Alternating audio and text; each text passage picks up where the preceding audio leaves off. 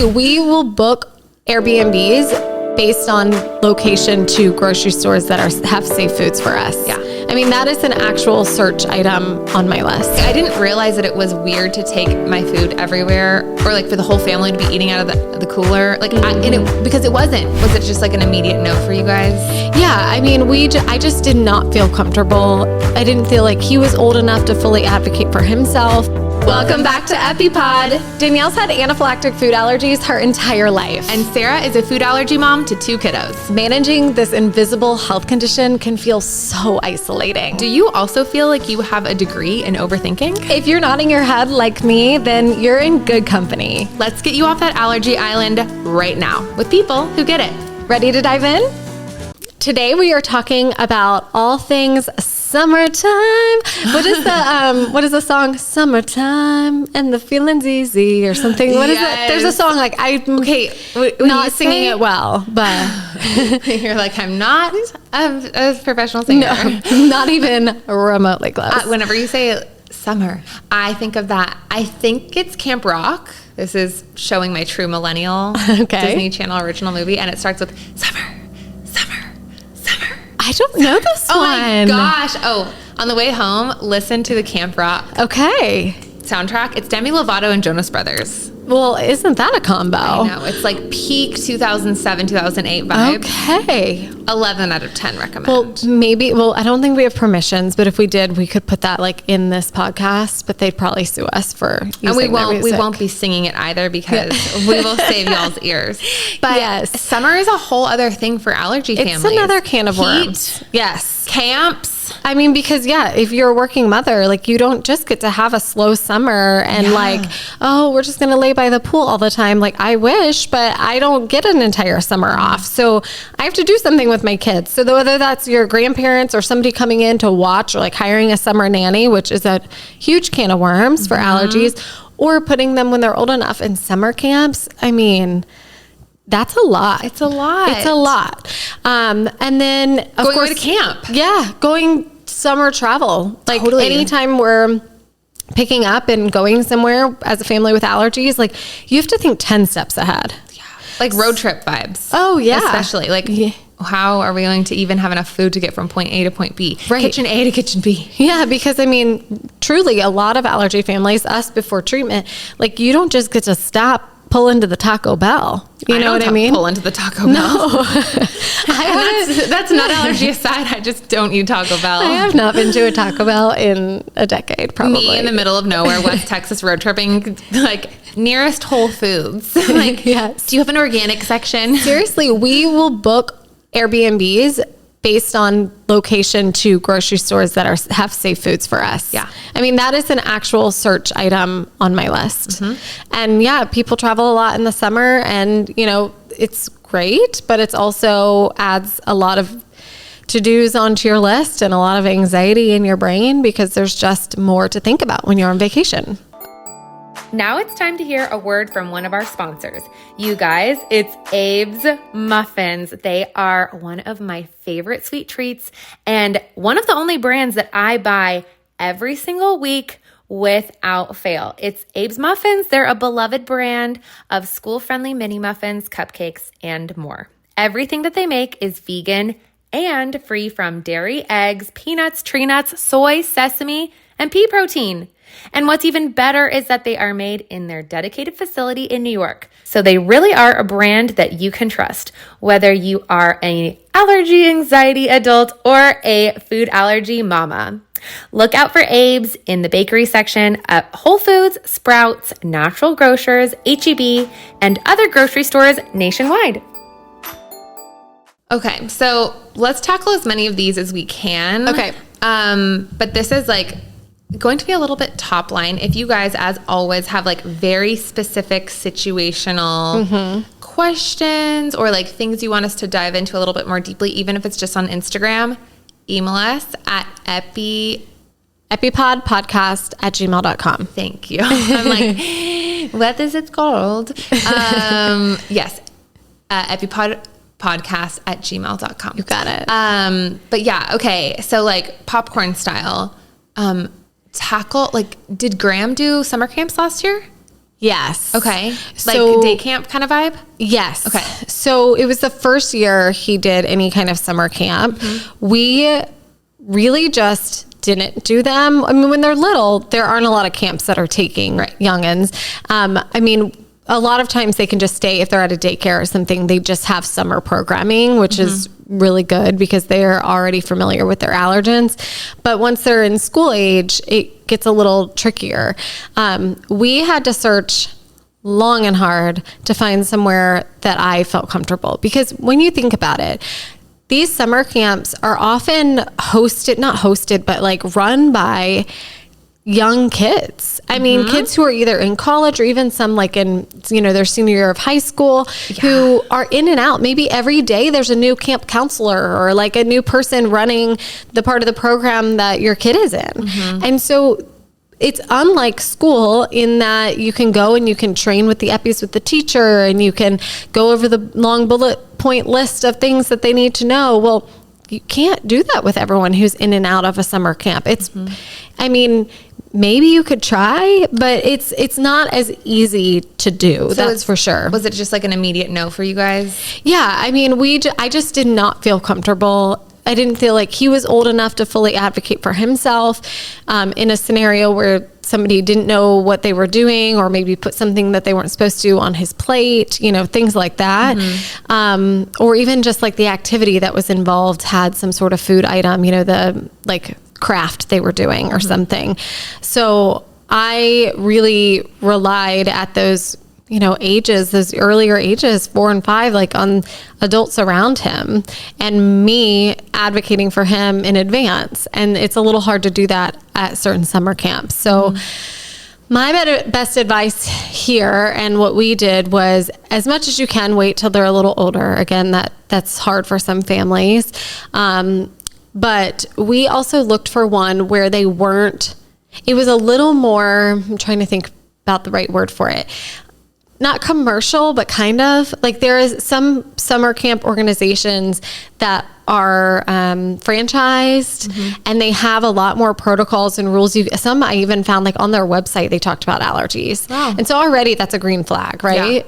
Yeah. Rather than just some random sports camp or whatever else that, even like an outdoors thing that is run by the city. It's like a lot of times, again, they're bringing in these little young volunteers or camp counselors that don't know anything about allergies. Yeah. And so I looked for one that kind of had sturdy protocols as it was, and starting early. I mean, you just really have to look into it. Like, I mean, I'm not even joking. I think I started in December of the year before, trying to research what would be the best just ones. Because you wanted that for Graham, like that experience. Yeah. It almost seems like it's too much. It's more trouble than it's worth. But again, once they're in kindergarten, there is no summer. There's no summer kindergarten. You know what I mean? Like they are either home with you, which if you're working, you can't do, or they need childcare at some point.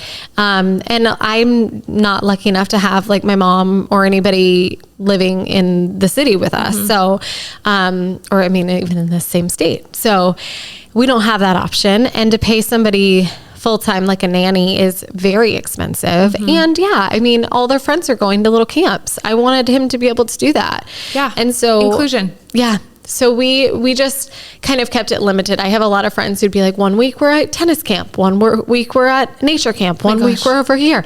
And like, I was just like, you know what? We found this one. We feel really good about it. We're just going to go here. And then I did sit down with the director and like give them all the same notes that I would give their kindergarten teacher, and go over everything, make sure I'm asking the right questions. Like, is he going to have the same person? How many people are kind of leading camp at different times in the day? Is everyone going to be trained on how to use epinephrine auto-injectors, and get those answers beforehand, of course, and then stay in constant communication, just like you would a teacher.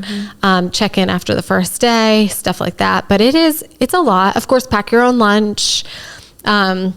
Make sure you know like where they're going, like if they're ever like going to be venturing out into something, like whether it be, a nature activity or whatever, like just know exactly what they're doing. Right. So that was helpful for me. We found like a little STEM type I was going to say, camp. and everything turned out amazing. Yes. Like, yes. it was and he a got that good experience. Yes. And then we have also put him at Ethan's little preschool has a summer camp as well. And it's just kind of a play-based, like no certain theme. It's just a like camp. Yeah. And so they were already familiar with Ethan, and they have students year round that have allergies. Mm-hmm. And so I felt a lot better about that too. And I had, I know those people from Ethan going to school there every day. So that was another good thing for me. It's like finding some place that has year round resources. They're used to it. It's not like, oh my gosh, like the cute lady down the street teaching art classes, you know? Yes. Maybe she has an allergy. Maybe she knows. You never know. You never know. Yes. But it is really difficult to try to find people who will take it seriously. Because again, a lot of these people, this is not their, I hate to say like real job, but a lot of these people are volunteers, mm-hmm. or they are doing it like out of the goodness of their heart for not much money, or they just have a really strong passion for mm-hmm. running camps, but they don't, it's not a situation where they're going to have all of these protocols in place and really have the bandwidth to make sure that a certain kid has specific needs mm-hmm. met. Because it's not required. Like school is required, right? Like every kid has, it's in the Constitution, right? Like, I mean, you have access to education. And is it in the Constitution? I said that and I'm like, wait, is it? I think. Anyway, whatever. We're supposed to give kids free and access to education. I don't think it's in the Constitution. Okay, well, it's somewhere. It's in the Constitution. It's a law. It's something. I don't know. This is not a civics This is podcast. not AP government. No, it is not. I'm obsessed with you. That is it's in the Constitution. You know what? That's what I often say. I'm like, when people are like, Danielle, like, are you allowed to do that? I'm like, this is America. Yeah. Or they're like, Danielle, like, come on. I'm like, oh, I'm crying. Sarah, this is America. Or I'll say that about dating too. It is America. We are supposed to have access to education. I think it's a law. I really do. I say that sometimes about just like, oh, should we be having a cup of coffee at 5 p.m. on a Tuesday? This is America. It's free. We can do whatever we want. And if that includes, well, that's not true, but we can have coffee at 5 p.m. if we want to. You can do whatever you dream. We can also dream. stay up till 2 a.m. watching Netflix, Love is Blind, if we want to. But you maybe shouldn't. Right. I went to summer camps my entire childhood. My family was like a week's person. Like, I would go to art camp this week and tennis camp the next week and this camp the next week. And it just was what it was. Did I have an EpiPen? No, I did not. Was I always fine? Thank the Lord. Yes, I was. Yeah. But like, it was doable. And I do think it's worth it to when your kid is old enough and you find places that you are able to trust and work with. I think it is like that inclusion is so worth it. I think back so fondly to summer camps and summer camp, like going away for a month. Wow. And like going away for 6 weeks. I think my first one was between 3rd and 4th grade. And then I went between 4th and 5th and 6th. And then after that, I was just like, it was so much more cute in the Parent Trap. Like, some girls don't take showers every day, Mom. Like, I just want to ride my horse and go to art camp. Oh my gosh, would we have been friends? I don't even know. I think you may have thought you may have been too cool for me. I wouldn't have thought I was too cool for you, but I may have been too high maintenance for you. That might be true. I am like, if it was not, I shouldn't be sharing this, but if it wasn't hygienically necessary to bathe every day, I would not. The way that I was like, a little bit of dirt got on my charm bracelet. Does anybody have jewelry cleaner? And they would be like, they're like, there's a hose over there. You're 11. Yeah. No, oh gosh, I was never thinking about that stuff. I if I could go 3 days without a shower, I would. I also was like constantly covered in horse poop though, because I was a horseback rider my whole life. So like a horse sneezes and you're just like, I'm not sure if that's a boogie or came out of his other end, but it's covered. You chose your dirty. Yes. Anyways, going away to summer camp was something that I did for 3 summers. 4, I'll ask my mom. I did have an allergic reaction at summer camp. Oh yeah, I remember that my story. mom did get a call And she thought like it was not as big of a deal as and then I got home and I was like, no, I scared the heck out of those people. Like, they will never forget that day. Oh my gosh. The 90s. The 90s, me being like, ooh, what's this? It was pesto. Oh, no. Let's see. Yeah. But so like, I don't think she had those conversations with them. I also had a marshmallow dipped in peanut butter thrown at me while I was being dragged on the back of a boat, like in an inner tube. Right. And they were throwing like marshmallows for us to like, they would stick on you. Oh my gosh. So that you could like pick it up off of you and eat it while you were like being dragged behind the boat. And yes, I did get a hive. And no, I didn't go to the nurse because I was like, I washed it off. Like, oh my gosh. Again, I'm a 90s baby. Oh my goodness. But that's terrifying. I'm glad that I went to summer camp, and I think that it's a totally different world now, and they do have a 24/7 nurse there. Like, I do think it's doable. I do think inclusion is worth it. Totally. Yeah. And like at this point, like they probably have an allergy policy about it. Yeah. So more than likely. Yeah. But like the dining hall, it's a crazy thing to be in a mess hall. Like, oh my gosh. Like communal eating, like you just don't know what's what. No. I think it depends on the severity of your allergy, right? I mean, there are some people who truly any kind of cross contact, they have a reaction. And those people, I don't know that you could go to a mess hall situation. You just couldn't. I feel like I technically am that type of person, and I did it. Like, again, like my childhood, I wouldn't necessarily recommend a lot of those things that happened to me. Like, were very scary. Yeah. And like, I didn't register them as scary at the time, but now looking back, I'm like, if that same thing happened to me right now, like we click end record and that I go outside these doors and that happened to me, it'd be like, it would really shake me up for like months. So I don't know. It's something to at least investigate. Yes. I had some run-ins, but I had a good experience and the inclusion was worth it. Yeah. And I learned I hated summer camp because I like showers and AC. Yes. A lot of these day camps though, like it's really just, packing a lunch, making sure they have your EpiPens, making sure what the activities are, that they can recognize signs and symptoms of anaphylaxis. I mean, kind of like the standard things that you would do at school. It's just, as a mom, it's exhausting because you have to give that talk over and over again. And you do want to make sure that there are like grown adults that take you seriously. And your gut knows, right? Like talk to them. If they make it seem like it's no big deal, then they're not going to take it seriously. You know what does come to mind is I remember like in those, first grade, second grade, third grade, by fourth and fifth grade, like I was so intense with the hobbies that I tried every sport. I tried everything. And by that time, like I really figured out like what I loved. And it became less about like, I had the opportunity to keep going to summer camp. I had the opportunity to keep going to these different day camps. I didn't want to. Like, I wanted to go to my horseback riding barn because I was really pursuing this as my sport. Yeah. I wanted to go to my art school because I really loved this and I didn't want to go to, like, I want to cut out all the noise so I can really concentrate on these. Yeah. So finding programs, like when I look back at my childhood and my growing up, it was like a pretty short time that my parents had to deal with that. Yeah. Because very quickly you gel into being like, okay. And like the whatever thing that you're doing year round as an after school program, by summer, like they probably have something that's like a full day or a half day sort of situation. So, and you're probably already going to know the people running it, and they're going to be familiar with the allergy. And yeah, that's so true. Like also to the other moms listening or dads out there that are listening, but like to you specifically, like this is kind of a short window. Yeah. Like you will not have to deal with this for very long. Yes. You only have a couple more summers with Graham until he's like, I like to do these things with these people. Right. And you're gonna be like, perfect. Do they have an 8-hour version for June and July? For real. Yeah. Yeah.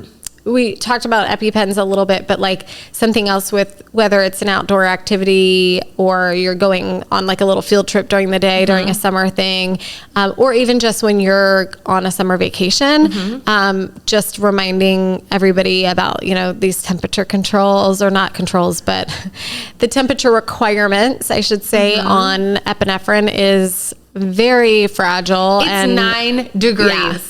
Yeah. And it pisses me off. I know. You're like, excuse me? You do have to have like an insulated, especially in a place like Texas or Florida or Louisiana, like Arizona, like these places, you're going to need an insulated pack. The problem is like, I'm always worried that like okay, it's too hot outside, but I'm going to accidentally get this thing too cold. You know, like I'll get one of those little lunch bag, like ice packs, like little tiny. Yeah. And I'll just like throw them in my fanny pack. And then I have my insulated Allermates in there. And I'm like, hopefully it's not too close to it. I don't think so. I think that would be perfect. Yeah. That's what we do is just to make sure the ice pack's not like physically touching the epi. Yes. But if it's kind of in the same area, just keeping it generally cold in like a super, super hot climate, I think that's, and you know, I'm sure the grace period or window is actually bigger. They just want to keep it, you know, just like you tell somebody, were we just talking about this? Like you can't tell someone, you know, 40 miles per hour in the neighborhood because they're going to go 55. So like you tell them 20, 25 so that when they go 35, it's still kind of okay. Yeah. Or like the packaged turkey. It's like, oh, this expires on March 5th. And it's like, it's March 20th. You're probably still okay.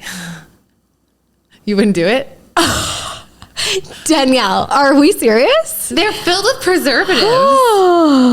Oh my gosh. Everybody thinks things you are nervous about and then you're not nervous about that? No, I know. Everybody thinks I'm this like pretty princess. And meanwhile, I'm like, the yogurt, it's probably fine. If you are not watching, you should go watch and rewind to the way my face looked. I can only imagine. What? You're worried about showering every day, but you are consuming 20-day-old meat? Totally. Oh, gross.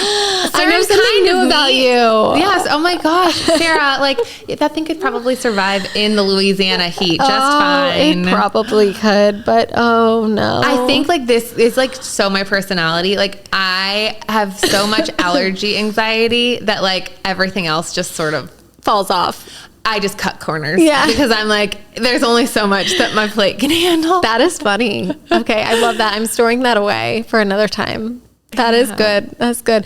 So yes, that would not have been my example that I would give, Danielle, for the average person. I think the speed limit is more applicable here, but than eating rotten meat. Oh my gosh. I did have a friend. Okay, now we're really derailed, but I'm going to share this quickly. Who would eat raw ground beef. What? Like she thought that like Walmart ground beef was like steak tartare? Yes. Like it was fine. I don't eat red meat, so. I think about it all the time. Every time I make a hamburger. Very skinny? No. I was going to say she probably had like a parasite. Like what? I don't know. I mean, maybe that is an okay thing, but it doesn't feel okay to me. No. I don't know. Don't do that. If you're listening, don't do that. Well, you're going to have to put like a warning label on this episode about meat. Didn't know the difference between sushi grade fish and just fish. So she was like making salmon sushi. Stop. By like literally going to HEB and getting like salmon and like slicing it up and putting it on rice and like buying the seaweed and rolling it up. And I was like, oh, you're going to get a tapeworm. Or like be puking for the next 3 days. No, thank you. I know. I don't think we've ever derailed in an episode quite this far, but here we are. It's summer. It's summertime. It's easy breezy. I'm going to start singing again. Just wait. It's in the Constitution. Yes. Okay. We are looking this up when we get done with this episode. We'll put it in the show notes. We'll put it in the show notes. I'll link to the Constitution. Okay, wait. For summertime, you guys do road trips. Like you road tripped up to Colorado, right? Well, we didn't road trip that trip, but we have road tripped before. Like, so my family and Mark's family is from Louisiana. So that's a solid like 8-hour drive with no stops where we have to go. And a lot of food allergy families are not comfortable with air travel. Right. So they're road tripping all the time. Yes. You have some pretty nifty food allergy snack extraordinaire tools. I think yes, the any kind I mean you can do this on an airplane too, but like any kind of new toys and things to keep them distracted. But when it comes to snacks, like I actually only ever bring familiar, safe snacks on a trip when you're not like at home close to wherever you need to be for emergency services. But put them in like a fun container, some sort of like bin with lots of different compartments, things like that, because one, it keeps them occupied, and two, it feels like fun and special when they like, you know, they can't maybe stop at McDonald's and go at the play place, but like at least they have this fun thing that only comes out for road trips, you know? And again, along with other things like fresh toys that they've never seen before. They have these like car bingo games and stuff that we have, or like reusable stickers, stuff like that. It's great. But then in terms of like a cooler, we have like a really awesome backpack cooler that we love. But then also sometimes we'll just bring like the big Yeti cooler and truly stuff in all of the snacks, all of the like full meals that we need to get us there, especially if it's like a multi-day trip, which we are going to do this summer. Multi-day like road trip to get somewhere. We have more freedom now, of course, with Graham's treatment, where we can stop at certain places, but like truly packing every meal for everyone. For me, this is important. Like, I don't like to take any risks on the road. So we even, like, though Mark and I don't have allergies, like if we wanted to pack them food, but then us go through a drive-through, I didn't personally feel comfortable with that because I didn't want to have something on my hands or on my mouth. And then all of a sudden they have a rash in the car and you're like, well, what do I do? You don't have cell phone service. Yes. Yeah. It's a nightmare. It's literally like the plot to a Netflix special. Yeah. We don't need that kind of stress when on an already stressful with kids road trip. So definitely none of that. Again, keep making sure you have something to keep like the epi stable and different kinds of temperatures. Let's see. We also put a air tag in with our epi bag because if you're stopping at like road stops, smart. like rest areas and things, like, and you're bringing it in because you're bringing it everywhere, but it's a kind of new situation where you've not been and maybe you set it down or whatever, you at least kind of know where it is and can track it and go back and turn around, God forbid, and get it. So smart. Yeah, I mean, we keep it in there now pretty much all the time, but definitely if we're going anywhere long term or like a road trip or something, we pack it in. I wish there was like an air tag, except like air tag, but also told me the temperature of it. Yes, well, they used to have one of those. I know, but and they the don't sell company them went out of anymore. business. But I think that was for more personal. I don't know. There was something else going on. If any food allergy mom or dad is listening and you guys have something like that, like send us an Amazon link because I'm dying this summer. I want to like offload as much mental, what's it called? I don't want to be like a gerbil inside my brain, always wondering about like the temperature or where is it or whatever. Like I want to do more legwork at the beginning so that I can have more of an adult version of a summer break. Yeah. When I'm on vacations. Yep. To your point of like bringing all of your food, like for the whole family, my family did that, but it wasn't because I had allergies. Like it was because my dad is really picky and thinks that like eating out is gross. Like he's always like, they made us pay for this? Yeah. This is horse piss. Yeah. And I'm like, oh my God. I feel that though. Sometimes I pay for like a fast food situation. I mean, I don't eat it a lot, but like I do, and then it's like $10. I'm like, excuse me? No, he's talking about like even like a really nice restaurant. Like he always prefers bougie. Yes. He always prefers my mom. She's like Martha Stewart on steroids. So he always prefers homemade. And I think like that's why I grew up not feeling self-conscious about like I didn't realize that it was weird to take my food everywhere or like for the whole family to be eating out of the cooler like because it wasn't weird and it wasn't different and it wasn't an accommodation for me. It just was like my mom had made these like elaborate baked goods and these delicious pasta salads and these delicious sandwiches, and it was just like we would literally just stop to go to the bathroom. So I don't know. That's something that like I'm constantly leaning on now as an adult when I'm like resentful of having to pack my one suitcase of clothes and my second suitcase of food to go away for a wedding weekend. Yes. And calling ahead and like making the hotel promise me that they'll put a mini fridge in my motel room, like in this remote island, like wherever I'm going. Such a good tip though. Yes. It's so hard to not feel resentful of it. And then I'm like, why are you feeling like some type of way? Like this was your entire childhood and it had nothing to do with allergies. So that's what I always try and remember now. Like, really like, what's that Taylor Swift? I mean, it shouldn't come up with this. It's like an idiom that's in one of her songs. If you fail to plan, you plan to fail. Yeah. And I always think about that before a trip. Yeah. And I'm going to be thinking about that a lot this summer. Yeah. Cause you're going to be doing some bouncing around or at least like living in a new place. I am bouncing. Yes. I love that. Yeah. I can't wait to live vicariously through your bouncing while I'm just like trying to figure out life. FaceTime me from the road trip. Yeah, really. We'll show off each other, our cooler, our respective coolers. Yes. But for real, like the other thing too is making sure wherever you book, like if you're going camping or something, like you know exactly how far away emergency services are. Like even on the road, we did have to do treatment on the road one time. That's crazy. And yeah.